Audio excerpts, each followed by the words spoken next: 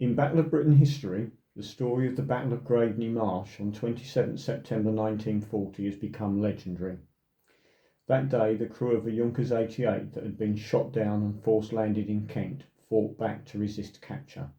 What is less known is that they weren't the only Luftwaffe crew shot down in the summer of 1940 that refused to surrender without a fight.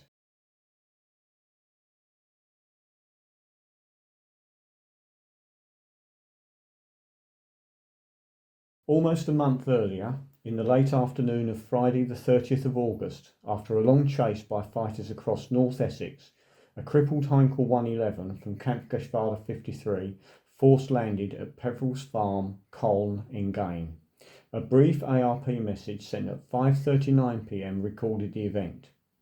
German plane near Colne Engaine, slightly damaged, crew of 5, 1 dead, 3 injured, 1 unhurt. There was, however, much more to the story than the ARP message suggests. The Heinkel, work number 3142, coded A1+BN, was part of a large bomber force that had attacked targets in the Luton area. Intercepted by RAF fighters, A1+BN was badly mauled and most of the crew wounded. Despite this, and chased by at least 2 Hurricanes, the crew tried to limp back to the continent.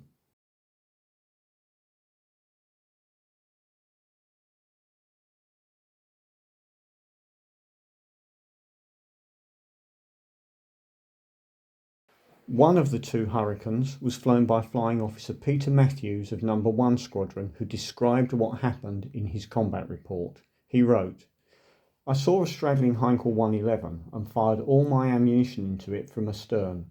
Starboard engine packed up. I broke away when I finished my ammunition and a Hurricane of No. 56 Squadron came in to finish it off. I did not see the result. Rear gunner fired the whole time until I broke off."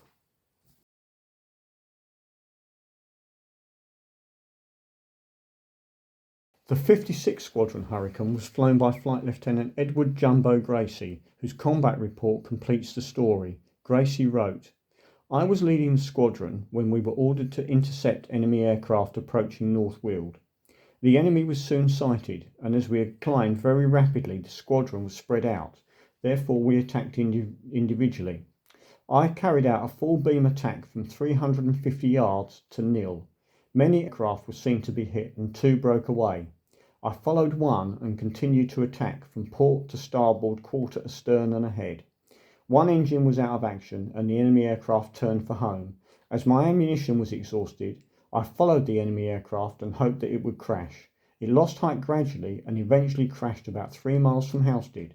As the enemy aircraft landed, my own engine, which had been hit, stopped, and I landed in a field where the aircraft was burnt out."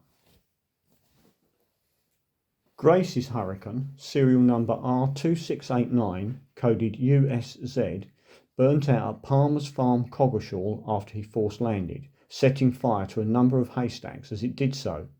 Gracie walked away from the aircraft, but discovered the next day that he had actually broken his neck in the landing. Meanwhile, back at Peveril's farm, the crew of the Heinkel weren't going quietly into captivity. As a crowd approached, one of them brandished a machine gun. An intelligence report filed by the 6th Anti-Aircraft Division tells the story. A Heinkel crashed at M310503 Peveril's farm, badly damaged.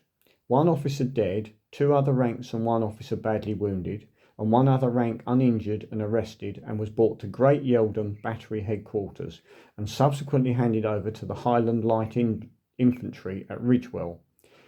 One of the crew held a crowd at bay with a Tommy gun, but upon being approached by armed men from behind, gave himself up. The gun was taken by an RAF interrogation officer. The story was picked up by the newspapers and may have been even more dramatic than the intelligence report implies.